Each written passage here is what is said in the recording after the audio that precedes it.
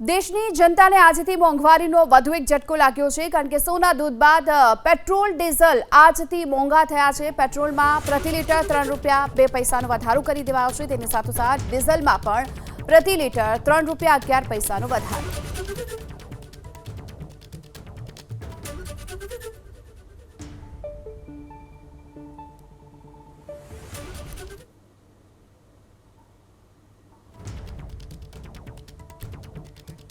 तो आज पेट्रोल डीजलना भावमां 3 રૂપિયાનો વધારો કરી દેવાયો છે। કોમર્शियल एलपीजी सिलिंडरना भावमां जो के पहलेथी ज વધારો કરી દેવાયો હતો અને આ સાથે જ આજથી હવે નવા ભાવ પણ અમલી બન્યા છે। જેમાં વાત કરીએ દિલ્હીમાં ડીઝલનો ભાવ રહેશે 90 રૂપિયા 67 પૈસા, તો તેની સાથોસાથ અમદાવાદની વાત કરીએ પેટ્રોલનો ભાવ વધી અને 97 રૂપિયા 48 પૈસા રહેશે। આ સાથે જ ડીઝલનો ભાવ અમદાવાદમાં રહેશે 93 રૂપિયા 15 પૈસા।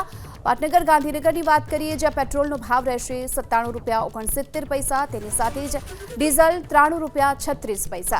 भाव वधारा साथे ज राजकोट में पेट्रोल भाव 97 रूपिया 25 पैसा। जे आखा भारत देश में लागू पड़े छे।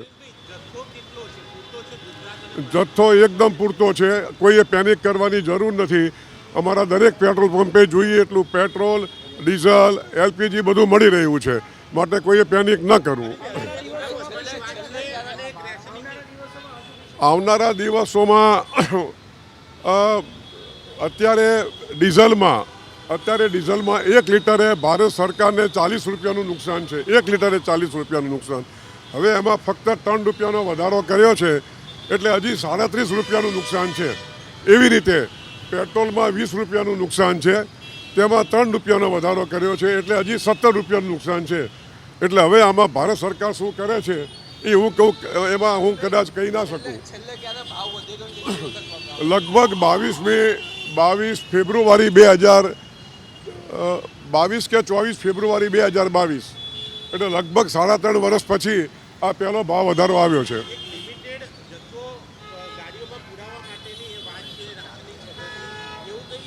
એવું કશું જ નથી। આ ખાલી ભાવ વધારો લોકોને ડર હતો કે ભાવ વધારો આવે છે એટલે લોકોએ પેનિક કરીને અને હોર્ડિંગ કર્યું છે। આવતીકાલથી આજે 15 તારીખ થઈ, 16 તારીખ પછી કોઈ પેટ્રોલ પંપે લાઈન નહીં હોય અને જોઈએ એટલું પેટ્રોલ મળશે અને કદાચ એવું બનશે કે અમારે લોકોને બોલાવવા પડશે કે પેટ્રોલ લેવા। તબક્કાવાર ભાવ વધશે હજી? મેં તમને એનો જવાબ આપી દીધો।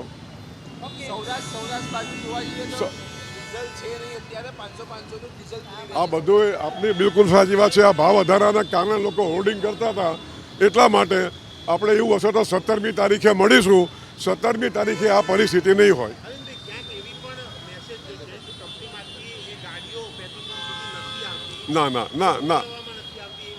ના બિલકુલ નહીં। અમને ગયા વર્ષે જે અમે પેટ્રોલ ડીઝલ વેચ્યું હતું હિસ્ટોરિકલ, તેના કરતાં 25% 30% અમને વધારે ડીઝલ પેટ્રોલ આપે છે।